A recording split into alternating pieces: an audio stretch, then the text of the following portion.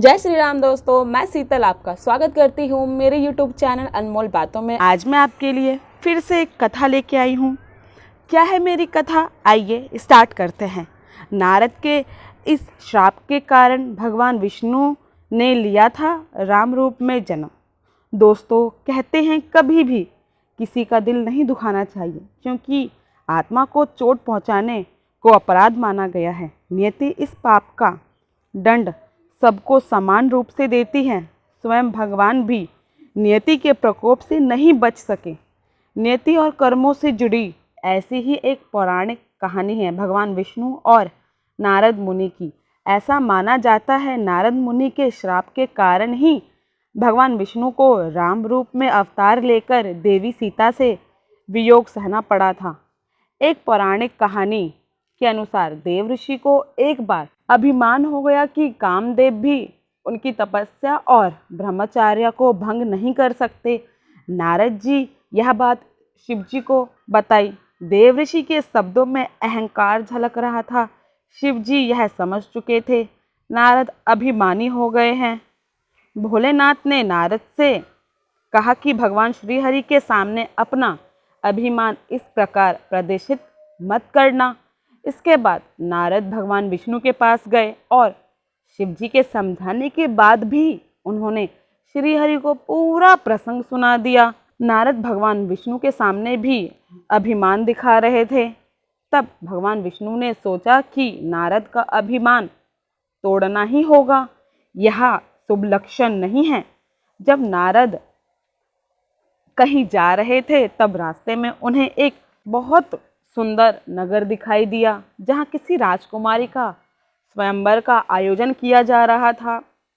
राजकुमारी के स्वयंवर में हिस्सा लेने का मन बनाया। नारद भगवान विष्णु के पास गए और कहा कि आप अपना सुंदर रूप मुझे दे दीजिए और मुझे हरि जैसा बना दीजिए।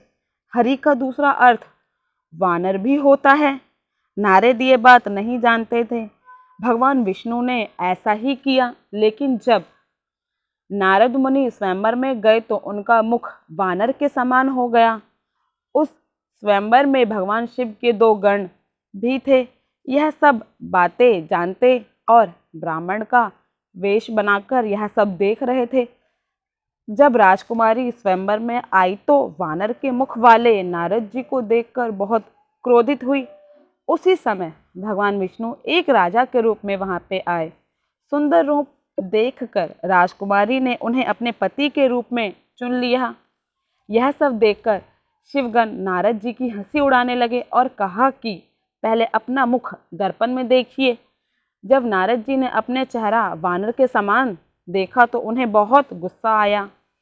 नारद मुनि ने उन शिवगणों को अपनी उपहास उड़ाने के कारण राक्षस जन्म लेने का श्राप दे दिया।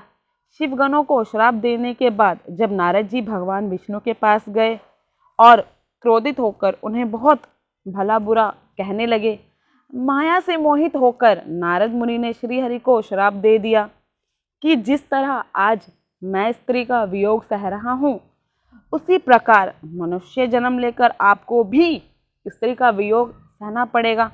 उस समय वानर ही तुम्हारी सहायता करेंगे। भगवान विष्णु ने कहा ऐसा ही हो और नारद मुनि को माया से मुक्त कर दिया। तब नारद मुनि को अपने कटु वचन और व्यवहार पर बहुत गलीन हुआ और उन्होंने भगवान श्रीहरि से क्षमा मांगी, परंतु दयालु श्रीहरि ने नारद को क्षमा करते हुए कहा कि यह उनकी ही माया थी। इस प्रकार नारद के दोनों श्राप फलीभूत हुए और भगवान विष्णु को राम रूप में जन्म लेकर अपनी पत्नी सीता का वियोग सहना पड़ा, जबकि शिवगणों ने राक्षस योनि में जन्म लिया। तो दोस्तों, तो आज की यही थी मेरी कथा। अगर आप लोगों को ऐसी ही कथाएं सुननी अच्छी लगती है तो प्लीज़ मेरे चैनल को सब्सक्राइब कर लीजिएगा